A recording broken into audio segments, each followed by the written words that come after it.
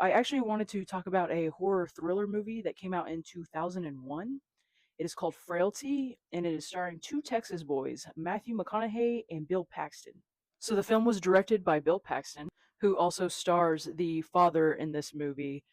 Bill Paxton does a great job showing his talents in front of the camera and also behind the scenes of making this film. It begins with Matthew McConaughey, who plays Fenton Minks, who walks into an FBI office.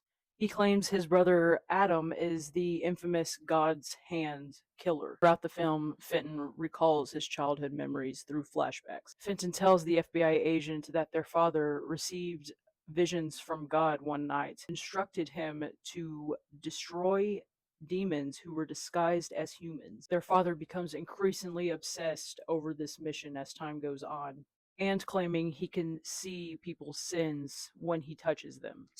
Now, Matthew McConaughey, his flashbacks is obviously him as a child. This placed back in 1970, and him and his brother are very young. His younger brother is open to this idea, obviously, because he is so young. But Fenton, he thinks for himself, and this becomes a problem. The Fenton's father is set on trying to convince Fenton that he's able to do these things and that he is the workings of God. But Fenton does not believe this. He is convinced that his father is brutally murdering innocent people. Despite Fenton's growing horror and resistance, his younger brother Adam fully embraces his father's beliefs, which is very scary to see.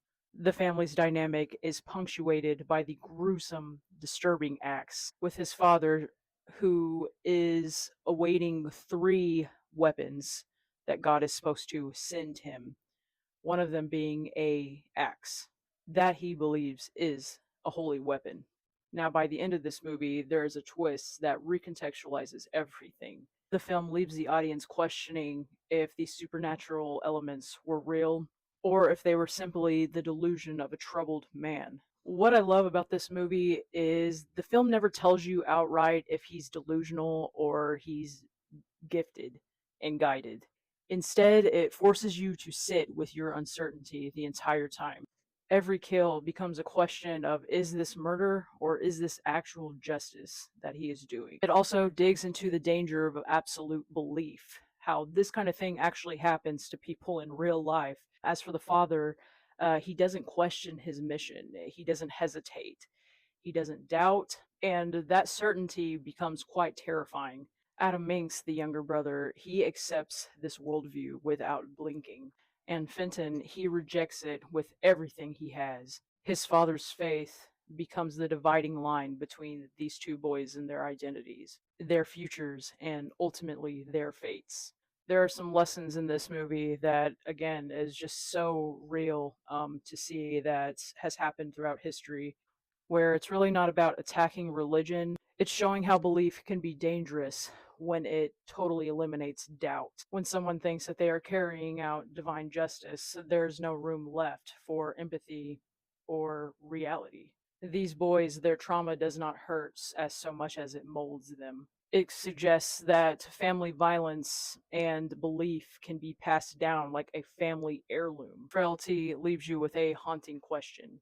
If someone believes that they are doing God's work, how do you convince them that they are wrong? The movie does a great way of showing you how absolute belief can totally override empathy, law, and reality. Dad Minx's mission of God becomes a justification for kidnapping and murder.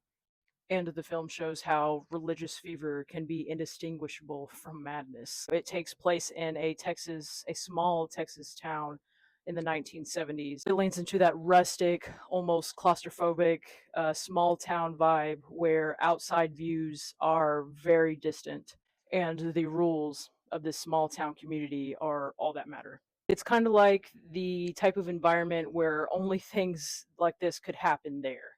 Anyway, if you haven't seen this movie, I definitely recommend checking it out. It is a great psychological horror. Obviously, Matthew McConaughey is shined in a light that I'm honestly not too familiar with seeing with him. There is one more movie I would like to cover with Matthew where he is in a pretty scary character. If you are into my content, I would very much appreciate if you gave me a follow. Thank you so much for watching. Bye bye.